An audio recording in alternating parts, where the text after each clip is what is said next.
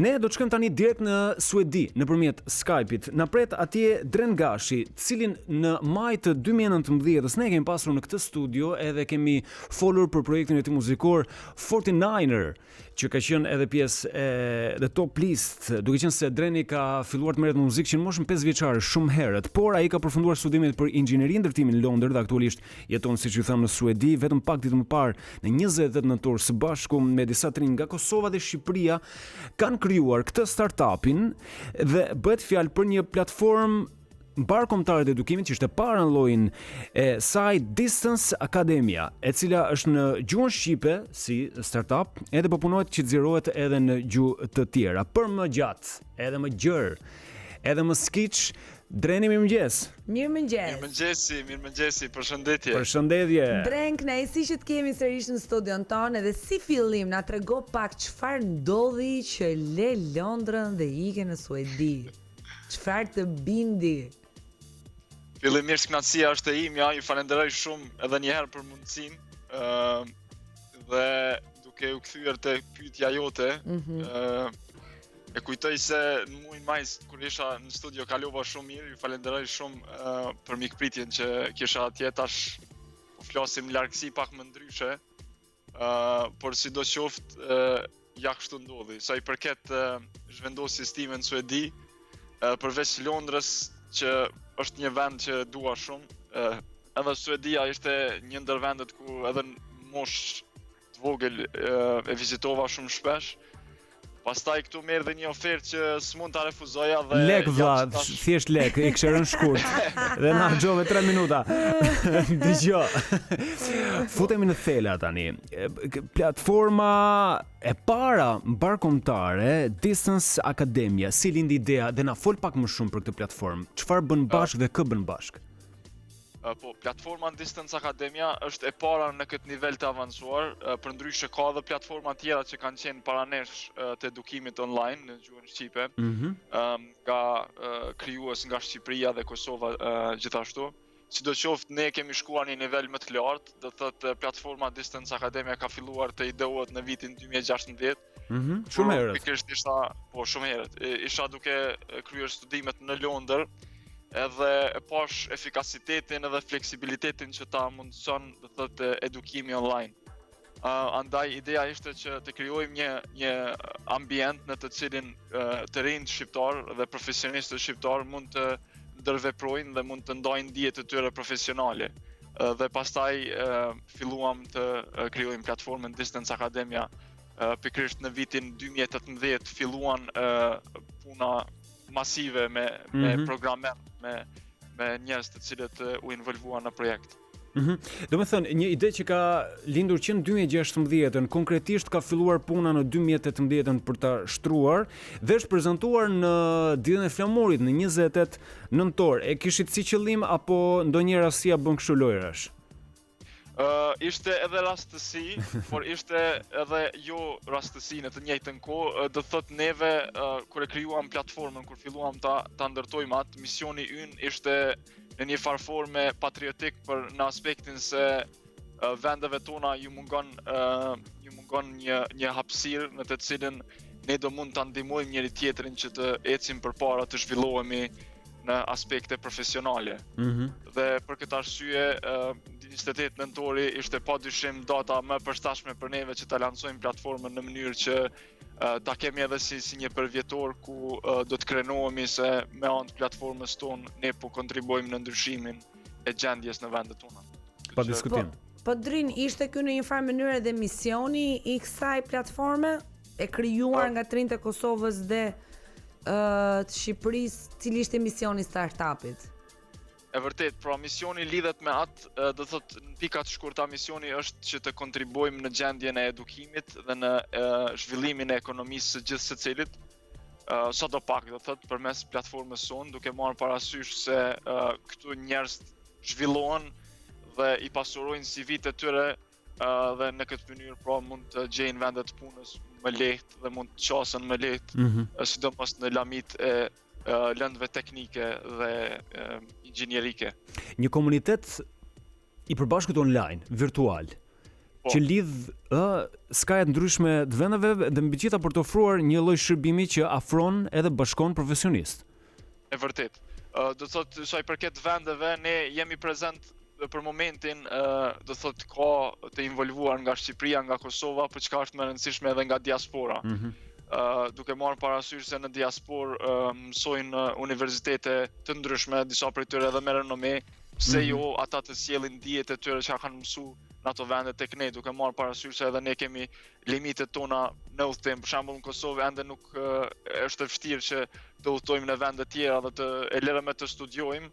Kështu që me anë të platformës tonë ne mund t'i thejmë këto barjera duke sjellur dijen e universiteteve të ndryshme nëpër botë përmes platformës tek shqiptarët në Kosovë, në Shqipëri, Maqedoni e tjera. Ndërkohë Drin, si ka qenë interesi deri tani i të rinjve nga dhe ku do të ndodhur një platformë edukimi në cilën ata mund bëhen pjesë që ofron mundësi edhe për punë edhe për bashkëpunim, apo jo?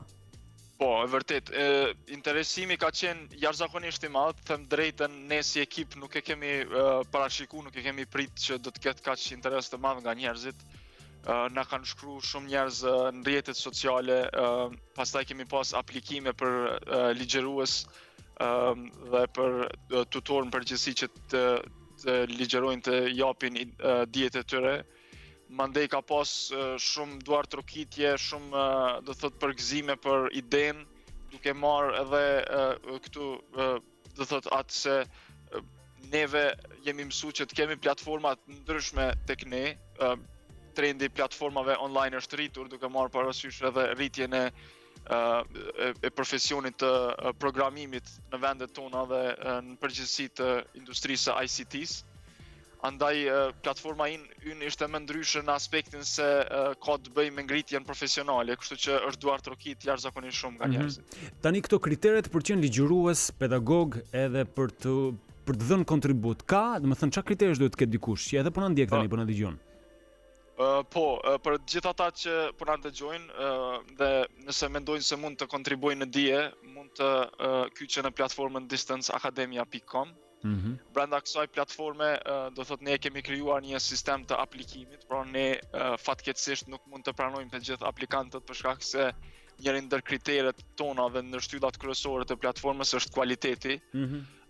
Dhe kriteret janë të këtilla, pra mund të aplikojnë edhe studentët të cilët ende nuk i kanë mbaruar studimet, por e kanë fjalën për top student, do thot studentët të cilët janë jashtëzakonisht të talentuar. Edhe ata mund t'i ndihmojnë pra kolegët e tyre në vitet paraprake me dijen e tyre që kanë marrë në universitet.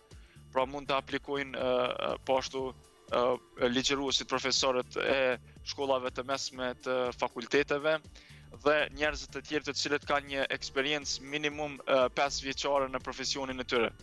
Dhe kjo nuk do të thotë se ata do të pranohen në platformë, këto janë vetëm kritere minimale të aplikimit, më pas neve kemi disa procedura duke filluar nga konsiderimi i CV-s, rezumes dhe pastaj intervista e tjera. Gjitha këto mund t'i gjejnë në faqe të interesuarit. E pas keni shtrënguar pak? Sa jeni që e bëni këtë vlerësim?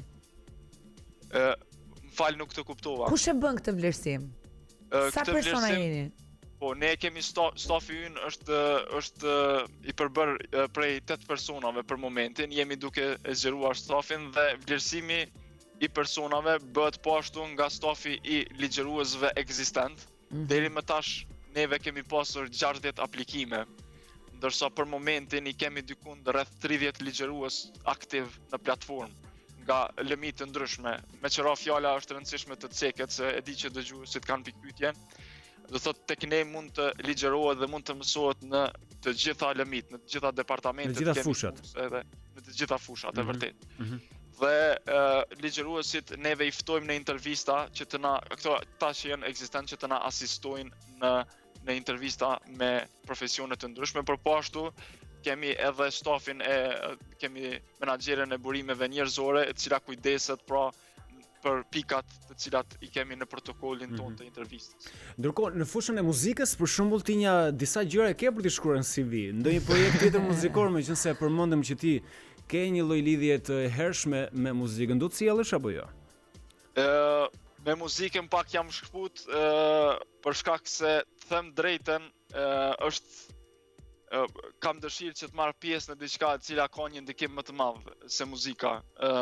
Muzika është e vërtetë që është një ndër pasionet e mia, por t'ju ndihmoj njerëzve dhe të jem pranë vendit me kontribuar në një ndryshim është diçka më e madhe dhe diçka që dua më shumë. E qartë. Ne sigurisht që urojmë që të realizosh gjitha sukseset që do, po absolutisht që do ta prisim dhe mirëprisim me shumë dëshirë një projekt radhës muzikor nga ti pas atij 49-ër. Shpresoj që do të sjellin diçka të re edhe nga muzika, por për momentin nuk është diçka që kam në plan. Vetëm nëse do të kem diçka do t'ju lajmoj, ju të parë do t'jeni. Je fokusuar te akademia në distancë me të drejtë, edhe nuk e di nëse e ke menduar se ku do të mbërri ky projekt. Po, ne si Distance Academia, do thot duke marrë parasysh se edhe emri jonë është në gjuhën angleze. Doni të shkoni larg? Dojmë të shkojmë larg, mendojmë se domeni ynë, pra websajti që kemi emri distanceacademia.com është jashtëzakonisht i mirë, duke marrë parasysh edhe në momentet kur e kemi marrë këtë domen, ka pasur kërkesë të madhe për këtë. Andaj ideja është që të zgjerohemi në gjuhë të tjera dhe kjo është pikërisht ajo pika ku ne mund të ndihmojmë që përmes vendeve tona të thotë japim mësim dhe po ashtu të punojmë për vende tjera dhe të kontribuojmë në zhvillimin ekonomik. Këtu janë plana afatgjata, do thotë për momentin jemi duke punuar vetëm në Distance Academia në gjuhën shqipe, por planifikojmë, jemi duke punuar në krijimin e planeve për zgjerim në Britani të Madhe, distanceacademia.co.uk, mandej në Turqi distanceacademia.com.tr, dhe kemi edhe disa vende tjera. Edhe disa. Globi është i madh dhe çmimi është i madh. Po tash këto janë ëndrat tona. Po ne këtu jemi për të mbështetur. Po. Nuk kemi asnjë dyshim që do t'i realizoni, me thënë të drejtën. Një përqafim në distancë nga ana jon. Faleminderit shumë edhe juve, një përqafim shumë i madh, edhe stay safe, shpresoj që jeni me shëndet. Si thon mirupafshim në suedisht? Mirupafshim, hejdo. Hejdo Dren. Dren, qofsh mirë dhe ti me shëndet e gjithë familjarët e tu. Gjithë mirat. Faleminderit shumë.